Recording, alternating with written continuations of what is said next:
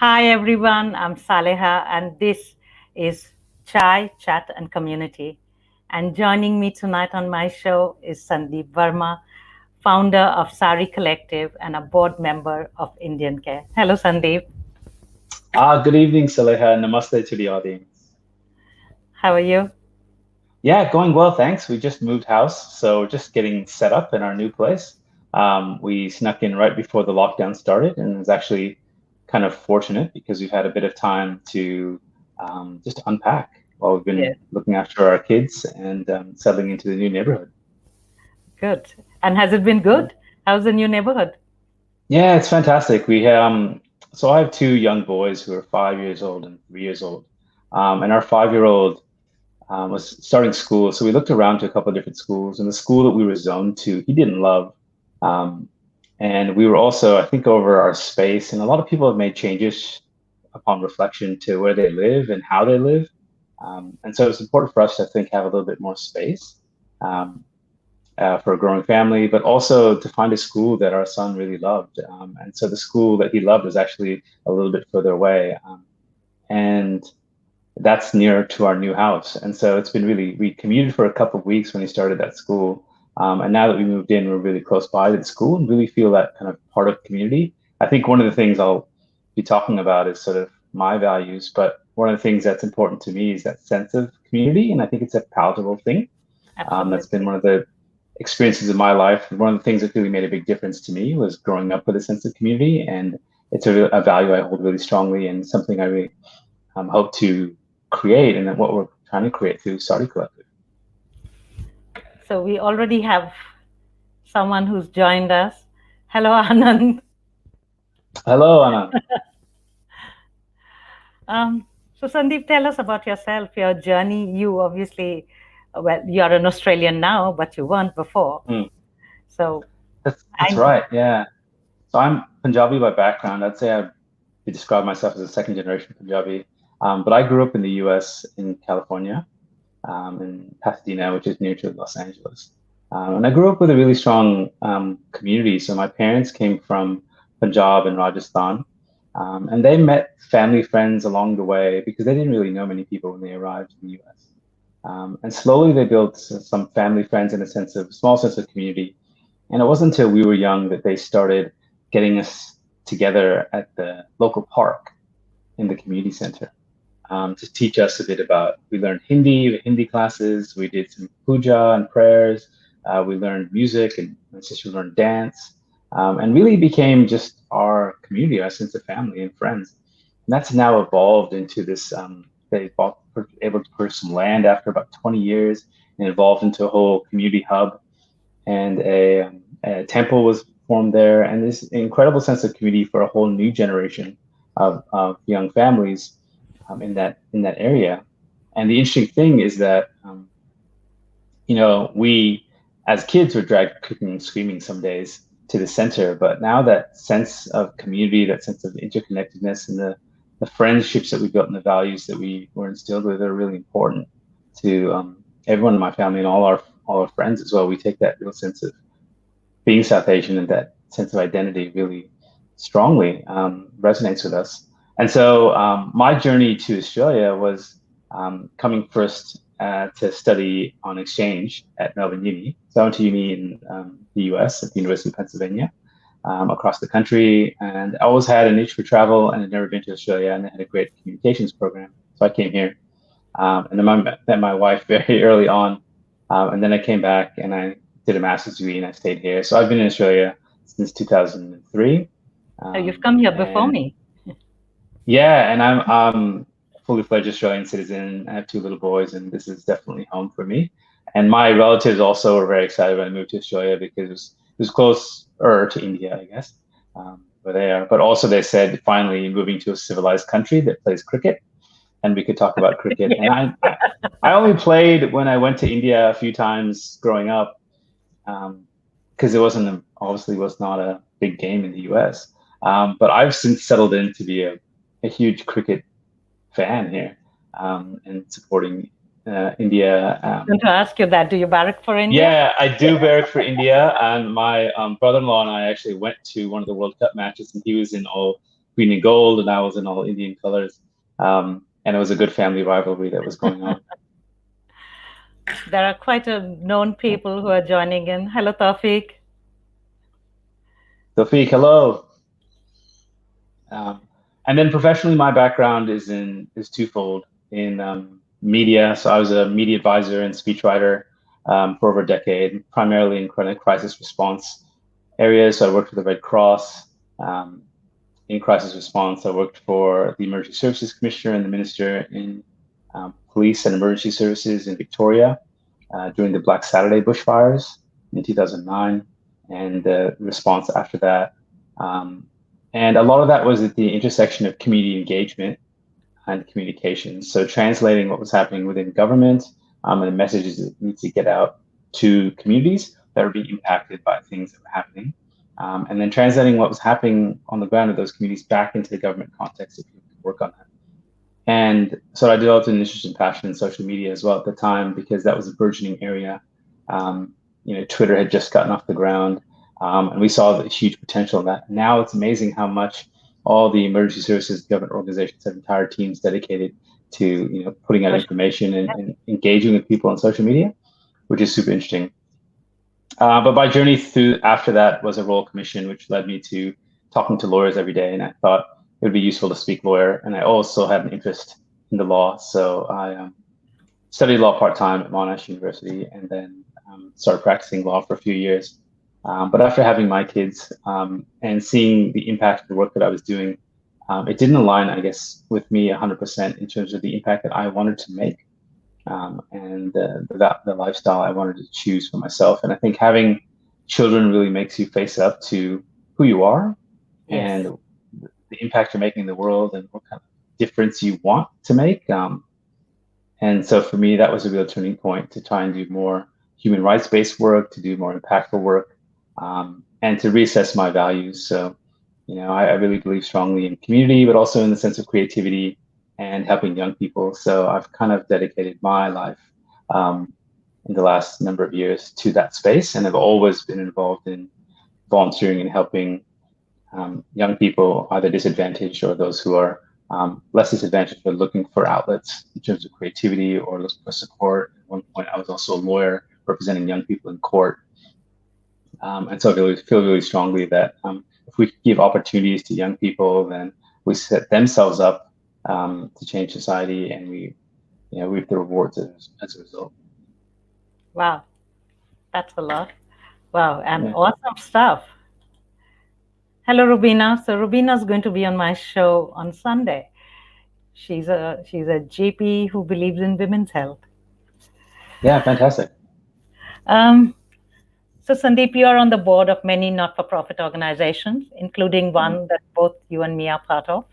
Yes. So, what made you join them, and what are the commonalities between Indian Care and SAARI Collective? Yeah, so I'll start with SAARI Collective and what we're about. So SAARI Collective, SAARI stands for South Asian Australians Representing Ideas. And so it's an acronym, but also a play on the word SAARI, which is the outfit. And SAARI Collective is a community. So we're a space and we're a media startup as well. So we're a space where South Asian Australians can come from all different backgrounds and experiences, from people who are outside of their own culture, trying to find a way in, or have a different set of values. And want to put that into practice. So connect with others and tell stories and talk about the issues that are important to their community from a second generation perspective. And we're really resonating with a lot of people that are wanting to make change in various aspects of the community, whether that's across issues such as family violence or dowry abuse, or wanting to talk about their perspective that they don't get to see in the media. So we describe SAARI as kind of the opposite of the mainstream media. More brown faces than you would see normally in the media, which there are very few in Australia. More women than men writing for us. More editorial support. So we try and find emerging and young writers, or perhaps even older writers who haven't written before, who are interested in telling their stories and getting their voice out there. And we provide a really supportive kind of editorial process and a community behind you that can help you write and articulate your ideas, because our mission is about amplifying South Asian voices. So at the end of the day, if we can help people publish something for the first time or write something that they've never been able to write before or articulate an idea. And then they go and take that message or that skill or that idea and put it out there in the world, and that goes somewhere. Or they take those skills and they rise higher in various careers or in their personal life. Then that is our mission fulfilled. So we want to do that on scale across Australia and become one of the biggest South Asian media outlets that represents authentically the voice of the next generation of South Asians, which that population is only growing and growing in Australia. So my interest, I guess, is twofold. Coming to SAARI is, building a startup that's values driven and it focuses on a social enterprise of helping the community find its voice, but also is run smartly and effectively so that we can scale to bring that voice to as many people as possible. And what led me to joining the board that I sit on, but especially joining the board of Indian Care, is we did a profile piece on one of Indian Care's program, in fact, two of Indian Care's programs, one supporting family violence and one supporting international students. And SAARI has on its website a map that functions as a directory. So we list nonprofits and community organizations for free so people can find them. And we also list businesses and other organizations at a cost that helps pay our writers. So Indian Care is one of the organizations we thought was really important to be known in the community. I'm actually part of a South Asian parents group based in Footscray. Well, actually, to be honest, it's a South Asian mothers group, and I snuck in. I try and So work you four are days the a only week. dad. I'm the only dad. Yes, that's true. There was another dad there who came once or twice, but then he vanished. And so, I try and be an active parent and an active father to my kids. And so I work 4 days, my wife works 4 days, and we have our kids the other days to make sure that we get time with them, especially while they're young. And so it was very lucky because this South Asian play group was on the day I had off with my boys. And so we would go along, and it was amazing, sort of the community that was built in that small group very quickly. But we had organizations come and speak to us about family violence. We had organizations speak to us about the legal rights that women have, education support, health, all kinds of other issues that are really important. And I happened on this group because it was near my local library, and I think there's so many of these types of ways to find community and build connection, people that really need it, for young parents, people experiencing difficult situations that are not well known. And so I came to Indian Care finding that this organization, Indian Care, does this amazing work in the community, but many people hadn't heard of it before. We wanted to do a profile story, and that led to me speaking to Jaya, who's the president of Indian Care, and finding that the values of Indian Care really aligned with both my own personal values and the values of SAARI, because we're about making an impact in the community, and so is Indian Care. And so that led to us sort of speaking a number of times, looking to do some projects together, and that led to them inviting me to be on the board, because I think there's a need for that sort of different perspective. There's a need to communicate the messages of Indian Care, which I think you and I are both on the board to help do. And there's a means to engage young people in conversations about what's happening in the Indian community and help shape that community, which is often, our community is always so, like, there's a hierarchy, and there's a good part of it is a respect to our elders, that comes in. There's also deference sometimes to their ideas. And I think that there's a respectful way to challenge those ideas and to evolve in that front. And it does bring me back to this idea, if you'll indulge me for a minute. Yes, of course. So one of my kind of, I nerd out on a few different things. But one of the things I get really into, I grew up reading a lot of comic books and graphic novels, and those are about heroes and about mythology, right? Like Thor is a character from Norse mythology. He was, pinched by Stan Lee at Marvel and Jack Kirby and wrote, and so they created comic books about him, and now he's a multi-billion-dollar character in movies and things. So I dove really deep into Indian mythology and love reading about it and learning about it. And so there's this story in Indian mythology that really sort of hits home for me as to the different cultural differences. So you might be familiar with the Oedipal complex, or the story of Oedipus. So Oh, Oedipus, yes, I am. Yes. yeah, he's a Greek story. So in Oedipus, like, and they said the Oedipal complex, Freud the psychologist, right, loved the Oedipal complex, and he said that the Oedipal complex was the basis of much angst in our society, and the basis of basically male psychology in the West, in that Oedipus, murders his father and sleeps with his mother unknown to Yes. himself, and then has this crisis when the revelation when he finds out about what he's done, and the shame and guilt that he feels. And so, that societal structure is about the power of the son and the individual, and the son kind of usurping the father, Yes. right? And that's very much if you tease that out, it becomes this kind of individualistic method, right? It is about that individual and their journey and their perspective on things, and how they perceive the world as more important, because that might lead to tragedy, but their decisions are backed because they're the most important perspective. So in Indian mythology, there's something that's very different. It's called the Yayati complex. Have you heard of that before? So Yayati was a king in the Mahabharata, the Indian epic. He was an ancestor of the Pandavas and the Kuru clan. Okay. Yeah. Um, and he was a king. He was supposed to be the king of the world, Chakravarti. And so he marries a queen, and then he also has a mistress. And his queen is so upset by this, she goes to her father, who is a King. Shukracharya. He's a guru, Yes. powerful one, and he curses Yayati to become advanced in age very quickly. So he becomes old. And here's where it gets interesting. So instead of Yayati just accepting this curse to the old age, he tries to find a way out of it. And the way out of it, the loophole in the curse, is that someone else can take on his old age for him. Oh my God. I can just, So yeah. he asks his son to take on his old age for him. And his son, being the dutiful son, says yes. He has two sons, so one of his sons says yes. So and then he retains his youth again, and is the king of the world, and he's supposedly a fair king. But this complex of the Yati complex is different than the Oedipal complex. So the Oedipal complex is about the son and the angst Yourself. against the father and taking things against the mother. This is about the duty, what obligations fathers place on their sons, the requests that they put on their sons to sacrifice the son's livelihood to the benefit of the father.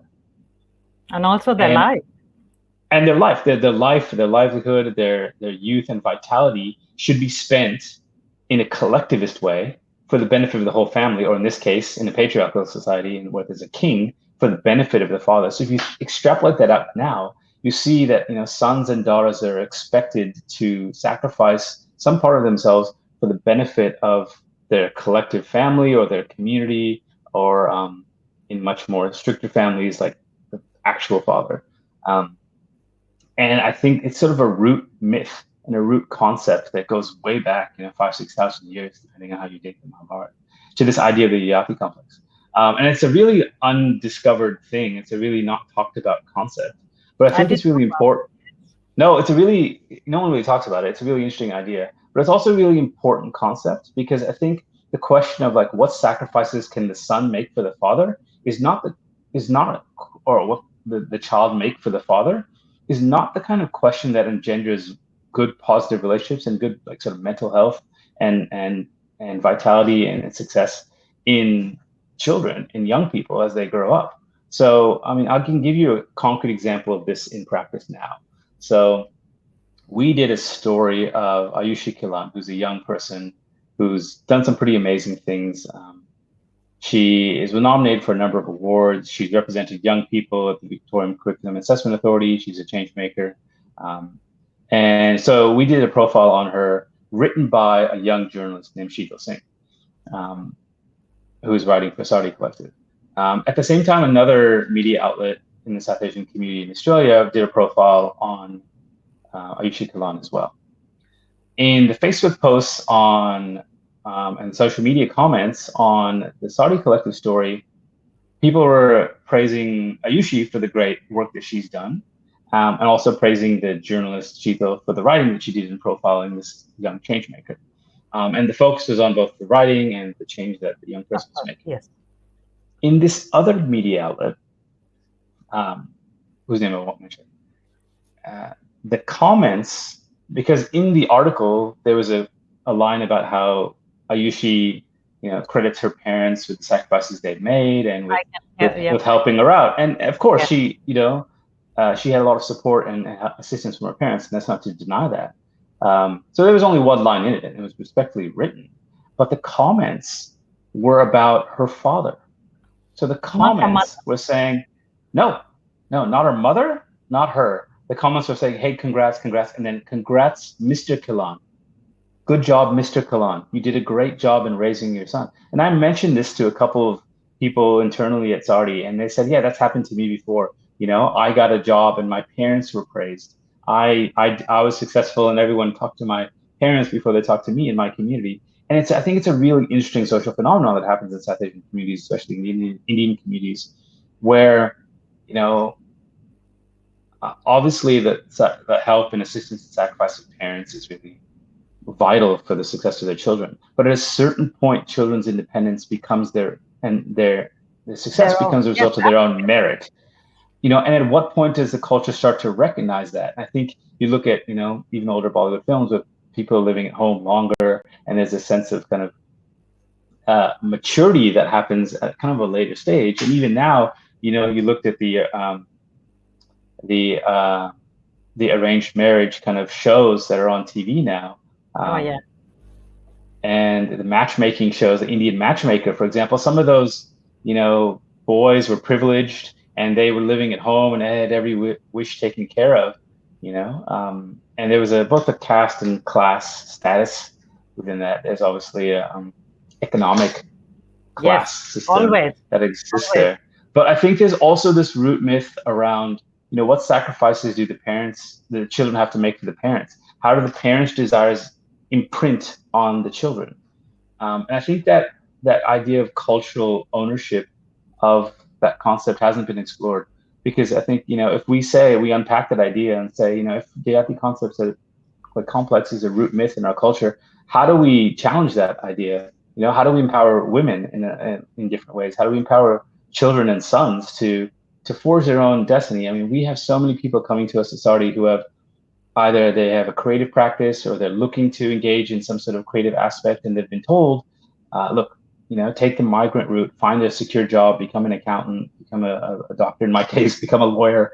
And that just doesn't gel with who they are, or it doesn't gel with the fact that you can both be a professional and a creative at the same time.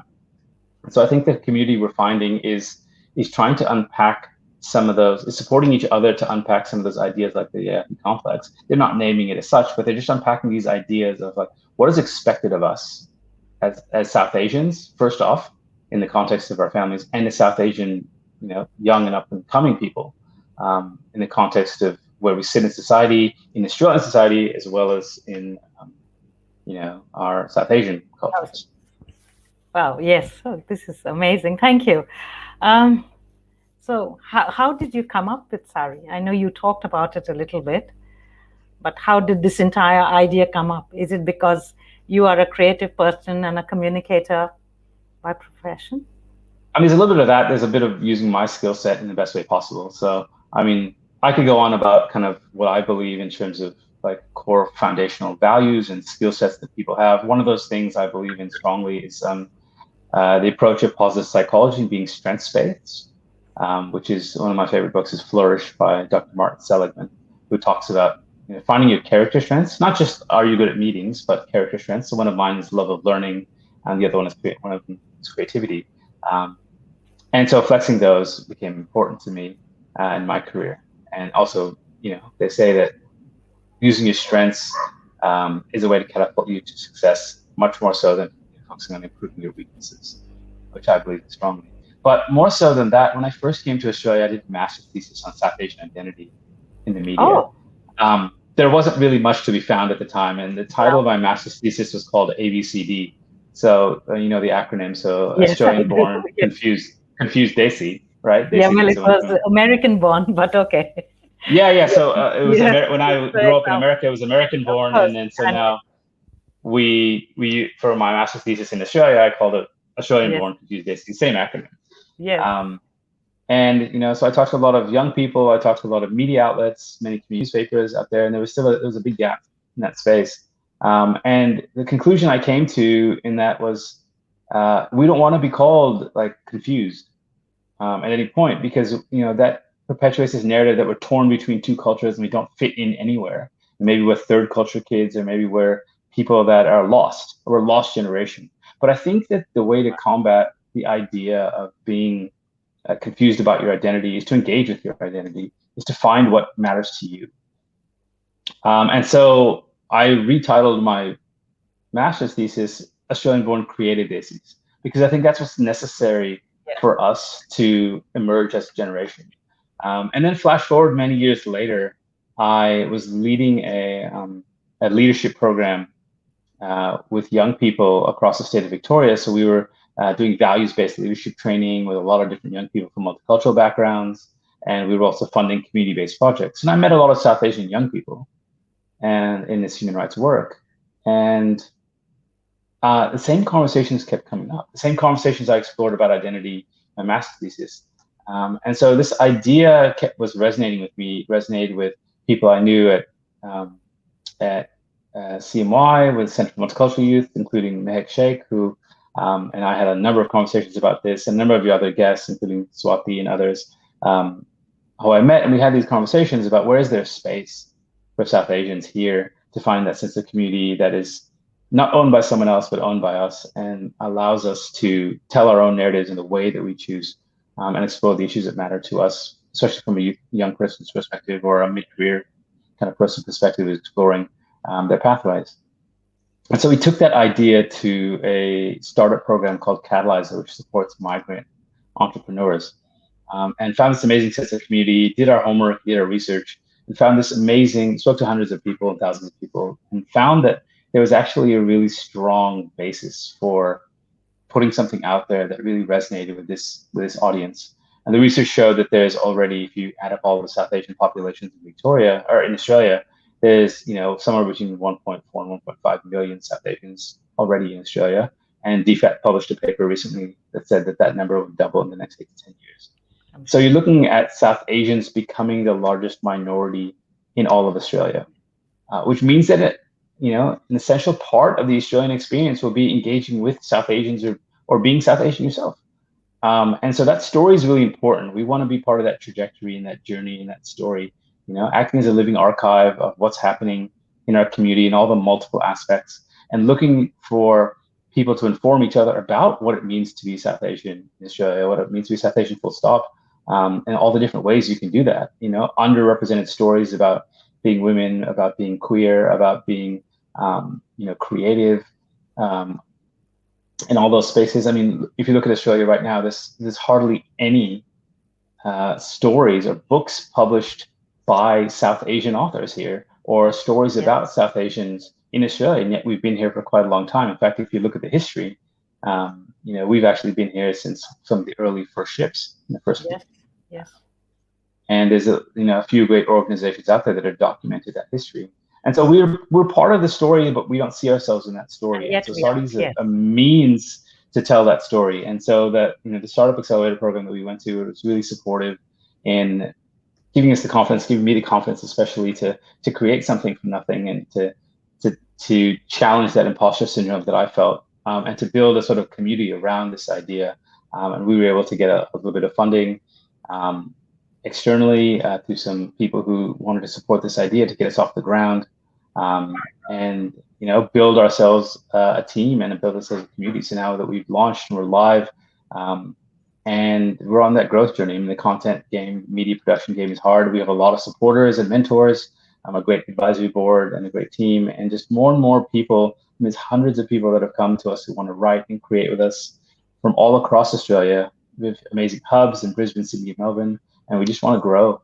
And so SAARI is trying to be that space where we're a collective on purpose. So the reason we're a collective is because we want to build that sense of community, distribute ownership down to the lowest level, and really focus on making that impact in helping give skills and knowledge and a voice and a platform for our emerging community and our emerging sense of South Asian identity. And the reason for that is because I saw it happen in the US. Like, we look at now at Kamala Harris, right? We look Yes, now at Lily Singh and Hassan Minaj when he was popular with his show, despite some of the allegations against him, which let's not go into for the yep, sake of time, yep. even though they're important. And Mindy Kaling, you yeah, know, Mindy yes, Kaling, and there's this entire creative generation that spent, 8 to 10 to 12 years, in back rooms, speaking to small audiences, and built community amongst themselves, support each other to rise up, built their skills and built their talent. And looking at the people, on your show, the people I've spoken to, the people that write for SAARI, we're shortcutting that process a lot because of the amazing talent of South Asians here. But no one is looking to Australia as a place for that kind of thing. Australians themselves who are South Asian look to the UK or the US and go, "Oh, look at that great stuff happening. Why isn't that happening here?" And it can, and it will. Um, with will, not because we only have that, lots of people here, except, we somebody have needs to showcase it. You are doing it, I'm doing it, and yes, we are talking. absolutely, and that's the idea of SARI's kind of being an umbrella and shining a spotlight on the great things that are happening, and also not having a higher barrier to entry, like getting published by your ABC or SBS. People have this expectation you're a high quality journalist, but SARI's about saying, come to us with an idea, and we'll help you develop that into something that you can put out there, because we think that's part of the journey to then supporting people who might be inhibited in their finding their voice or their creative practice. Who are underrepresented and who need that support to find their voice. And then when they do, they soar and it's amazing. And we'll have so many, creatives and people who will make a difference on the global stage. So we just want to be that source for all those other places, in the US and the UK, finding out about cool things that are happening in Australia and giving those people a conduit and a train to get on so they can go. We have some reciprocal arrangements with a few different media outlets around the world and a few blogs and things that we want to promote Australian South Asian stories around the world. Eventually, and that's where we see SARDI going over time, is becoming that one place where you can go to find amazing kind of cool stories coming out of Australia, so that we punch like we Australians do in most things, above our own weight at a international level. But for now, focusing on what we can build within Australia around that community and that sense of connection and that sense of representing issues and viewpoints and perspectives from South Asians that are really important, just like you're doing here with Chat and Community. Thank you, Rubina. So, Thank you, Ravina. um, so you've told. So, if somebody just thinking about what you said, actually, I read your post on LinkedIn. Did you put it up today about Mm. changing names? And yep. So I had anglicized my name when I moved in here because people found it so difficult to pronounce it. And, it was like What name did you go by? Sal. Sal. Yeah. Yes. So, I just shortened it and I did it. I only did it on LinkedIn, but uh, Mm. most of my colleagues know me as Sal because they could not pronounce the name. They just thought it was just so difficult to pronounce. I have to Yeah. say, in the last 8 months, I've decided that's it. I'm going to go to what I am actually known as. And if Yeah. I can make an effort to pronounce another person's name, they can pronounce their own name. And, they can pronounce my Yeah. name too. And I think LinkedIn has made it easier with the pronunciation app. So Mm. that was a very powerful article, I and I thought so read. too. For those of you who didn't read it, it was a Harvard Business Review article about an advice column, effectively, about how to deal with colleagues who either get your name wrong or mispronounce your name or call you by a different name Yep. than your actual name. And it's a really good strategies and tactics about how to do that in a respectful, kind of engaging, constructive way. But it's an issue that so many people face. I mean, and I think it's something that people from minority backgrounds, especially from South Asian backgrounds, I think of people from Sri Lankan backgrounds with really long surnames, often, and the challenges that they face. And you go through life, and you might hardly ever get your name pronounced right outside of your family, and that has a psychological impact, I think, Oh on yes. people, and the sense that you can't bring your whole self to what you do. And that's been part of the amazing experience that I've had in working with people at SARDI. Is like, it just feels like we're bringing all of ourselves to a space. In fact, one of the first meetings we said, "Hey, SARDI is a place we're going to try and pronounce your name right." And even that, people were saying, "Hey, that's so good because there's an effort being made there." I mean, for me, when I was growing up, I was a American teenager, I guess, at best.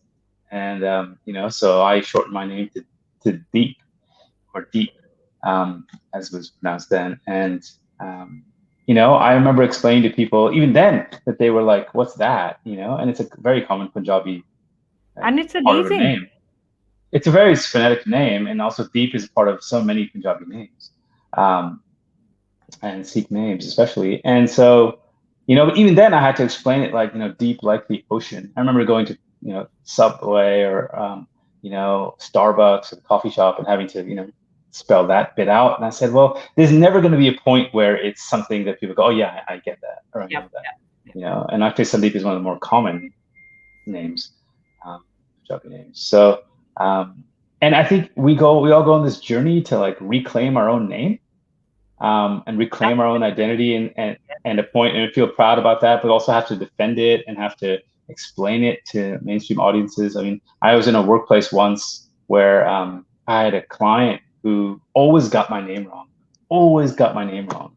And then one time I got their name wrong in an Did you do it email. intentionally? I was brought in to the manager and I was told, "Hey, don't get your client's name wrong." And I said, "Wait a minute, like this client, like no matter how many times I've spoken to him on the phone, sent emails, have my email signature, um, just refuses to like adjust." And I've been respectful with that attempted correction, and it hasn't gone anywhere. And then there's a power imbalance. I was very relatively young and junior in what I was doing, but it was a lesson learned. Like it was saying that what is important here is not your name, but the person who's paying you's name. Yes. Um, and I thought, well, wait a minute, that's not the right value set. And I think that it's really important for us to, and it's a journey for some of us, have been difficult times with that, their name getting wrong, with the erosion of sense of self and identity and confidence that comes with adopting names just to get by in a white society. But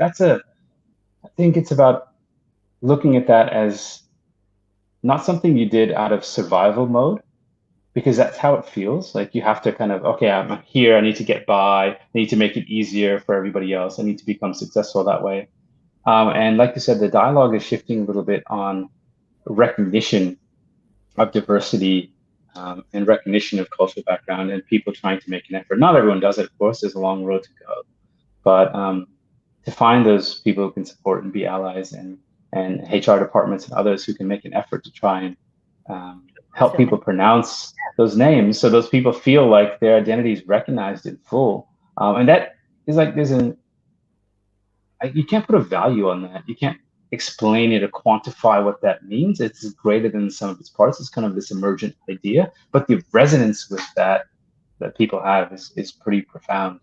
And I know a lot of people who commented on my post felt the same, said the same, that they had, even now, they experience that on a day-to-day level, or, on a regular level. And the tools and the confidence you have to even correct someone sometimes in a situation where there's a power imbalance takes a lot of guts and takes a lot of courage and bravery. And it's tiring because the emotional drain of that, then coming home going, oh, I'm so tired because I have to defend my own name, numerous times a day, is a psychological toll that wears on people over time. And so I think it's encouraging to see that Harvard Business Review is writing about this, and that people are supporting this kind of idea, that these ideas are being discussed in forums like LinkedIn, that there's audio versions of our names that people will listen to before they speak to us, that people make an effort, and you're encouraged by those contexts. That sometimes I hear from people that say, hey, it's been months since someone got my name wrong, or purposefully didn't stick with it. And now as a parent with children with Indian names, I'm very conscious of that. And I see that happening a lot as well to them. And, it's that journey of naming your kids. And some people are given, their children names that are purposefully easier to pronounce or shorter in syllables. You don't see longer names anymore because people are worried about, oh, how is my kid's name going to be teased or mispronounced, or, how's that going to affect how they grow up? Yeah, and that's like a fear-based response, right? That's like a risk-based a way to name a child, as opposed to a celebration or reward of a cultural name, and the meaning behind that. And for those of us who put a lot of stock in names, like the meaning behind names is really, really important. And so, yeah, it's great to see that. And thank you for raising that, because I think it's a really important thing to tell people about, and hopefully people who are listening can read that or can be encouraged by this conversation to, take a little bit of ownership of their name. I like to think of it as a way that people can practice. So like, practice in a no risk scenario of correcting people about your name if you don't feel the confidence in doing it with, like, build up to the kind of workplace conversation or the conversation with, somebody more senior or more formal. So like, go to town on people at your coffee shop or your Subway or wherever you have to place an order, your takeaway restaurant, like, because this is a low risk scenario. Like, you can go nuts and correct them 4 or 5 times until they get it right, and it's not like those people you interact with on a long-term relationship kind of basis, and do so respectfully and try to, see what that's like. And then, build yourself up to speaking about it in a different context. But yeah, it's a journey. And I think it's important for people that are listening who, have had that feeling of not getting their name right, that, hopefully if the numbers stay on track in terms of what I was talking about before about South Asians being a huge part of the Australian population, like hopefully we'll see our names in a lot more places. And then, once there's a cricketer with the Sandeep name or something like that, or an actor or something like that, then, it'll take off. Like, people are pronouncing Hassan, right? Because Hassan Minaj has been saying it on TV and on Netflix over and over and over again, at least more people are pronouncing it right, not everybody. But so that's encouraging that hopefully that trend remains. And they say now there's a lot of companies and executives who are looking to be like culturally literate, or India literate or South Asian literate, and India being a big trading partner for Australia. So it's to their advantage to be able to pronounce South Asian names and words correctly, whether that's in Hindi or Punjabi or whatever language they're engaging with. And so I think it'll be to the advantage of the Australians who are out there to, practice their pronunciation and try and do that. I think there's one interesting thing about it, though, is that there's some syllables that I just find that, like, your average Anglo-Australian just really struggles to pronounce. Like the difference between the and duh, like in my name, there's no cognate in English for that. Even though it's kind of part of the Hindi alphabet, for example. And so, I'm forgiving of that when there's an attempt made, at least to try, and some of those syllables being more difficult. But then there's a lot of names that, are really long or that people have been able to pronounce that they just made the effort for, and they don't put them in the kind of the too hard basket, and I know my dad had the same experience. His name is Jagdish, which is a spiritual name. It means universe, it's in prayers and things that we grew up saying when we were Hindu. And so he shortened it to Jack to try and fit in. But he's the least Jack looking Jack that, you'll see that's out there. And now it's his name. People know him by that everywhere. And he gets lots of letters. But I remember getting so many, like, old school letters, and now you get emails, but like actual letters with my name just completely wrong all the time. And I think it just makes you kind of apprehensive that, oh no, here we go, another scenario where someone's going to get my name wrong. And I think that toll kind of tires you a lot. And so it's nice to go to those cultural safe spaces where you're around your community with people who kind of can pronounce your name in the right way so that it sounds like how you like to have your name pronounced. And the interesting thing about working in SAARI with young South Asians is that, how some South Asians think a name might be pronounced from a different South Asian background. For example, like between Nepalese and Sri Lankans, there's interesting conversations about how they pronounce names a little bit differently. And so that's been really fascinating to watch those encounters. And I think what's great about people who've come through and connected with me through SAARI have been about, they're actually very curious and they want to get it right. Even within their own, they're very curious about the other aspects of South Asian cultures that exist, because we've seen that, identity grow in the US. And now everyone's saying, when I grew up, it was like we were Indian, and then we slowly became South Asian over time. There's a lot of advocacy politically. There's a lot of advocacy in, different lobby groups and in commercial space and business and in politics and in media to try and form this identity of being South Asian. And now, Kamala Harris says, I'm South Asian. All these others say, I'm South Asian. And I think that identity is emergent in Australia. It's slowly starting to come about.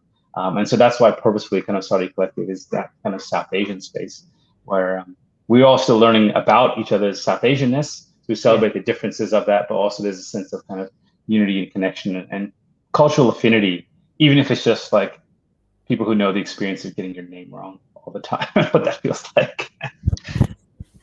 So there are there are some aspiring writers who are listening to this program, because I did ask them to join in. Oh, before Sure. I ask you the question, hello, Mehak.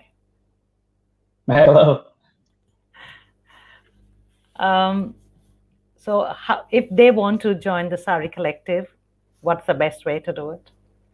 It's really easy. You go to the website, which is saaricollective.com.au, and there's a few photos of people who are part of the collective, which is one of the few websites you'll go to. In fact, the only media website you'll go to where there's brown faces staring back at you, which is kind of exciting. And there's a button called Join the Collective, and you click the button and put in your details, and you'll send us an email, and then we will give you a phone call and a follow-up email and have a chat about how you can join. If you want to write for us, we'd love to have you as a writer. We pay our writers for their pieces. You don't have to have experience in writing. If you do, that's also great. We'd love to have experience writing, talking about serious issues or things that matter to them. We'd love to have creative pieces if you want to produce video or audio. We're working on some audiograms and podcasts and other things. So if you want to be creative in that space, if you're creative yourself and want to showcase what you do, we can profile you.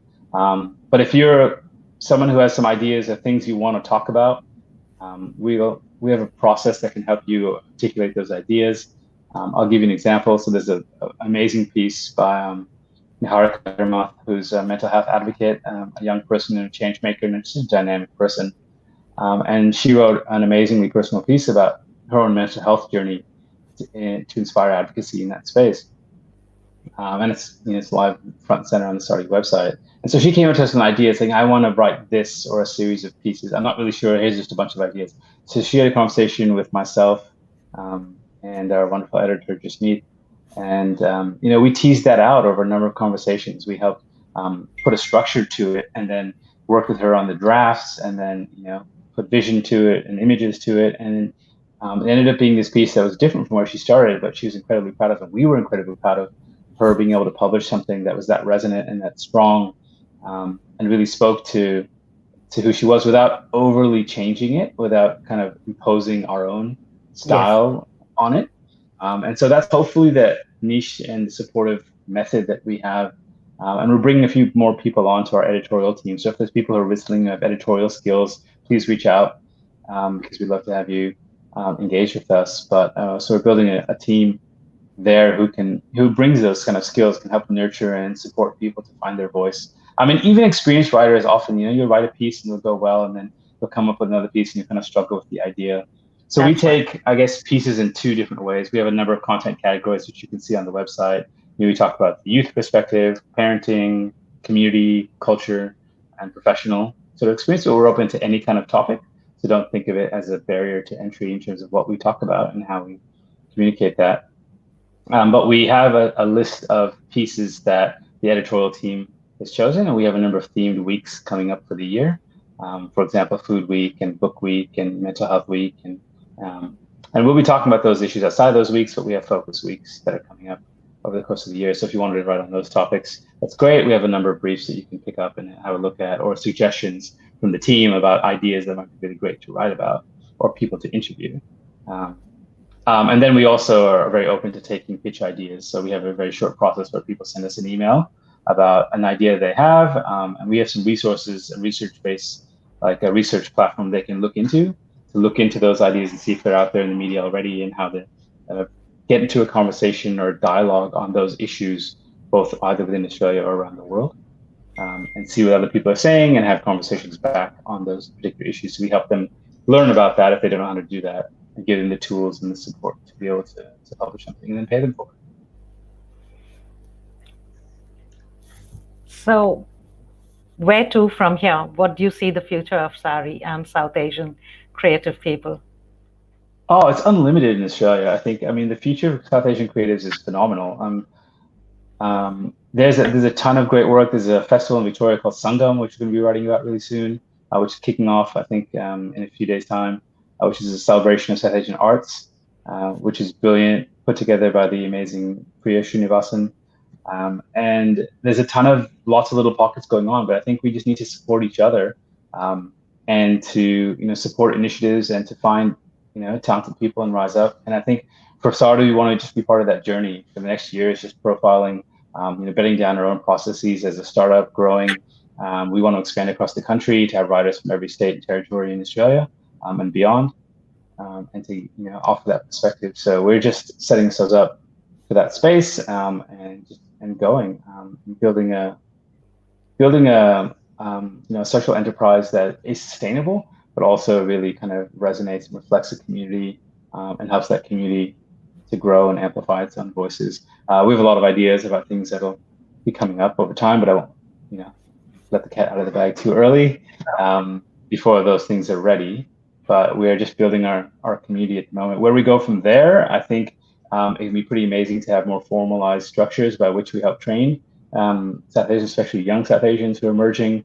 I can see some of the people that are writing for us going on to amazing things. And we are, a platform to enable them to do that, hopefully, to support them to build, say, a portfolio and then go on to bigger and better roles in the media. So there's better representation for our community to engage in creative spaces. We down the track would love to become an organization that helps publish South Asian writers and authors, to help tell South Asian stories digitally and produce things, and to help engage in festivals and those other types of activities where we can support or help enable South Asian creatives to find voice and find audience, and to enable that creative practice. One example of those things is one of our writers, who is a barrister and who wrote about dowry abuse, and was part of the work on getting the legislation to family violence legislation to incorporate dowry abuse. But she's also a classical Bharatanatyam